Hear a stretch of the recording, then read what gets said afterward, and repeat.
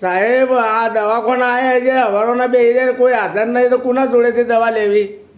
આજની તારીખ બોલો. આજની તારીખ તારીખ આજ બોલો. 21 તારીખથી છે. 21 તારીખે ખેરાલુ બોલો.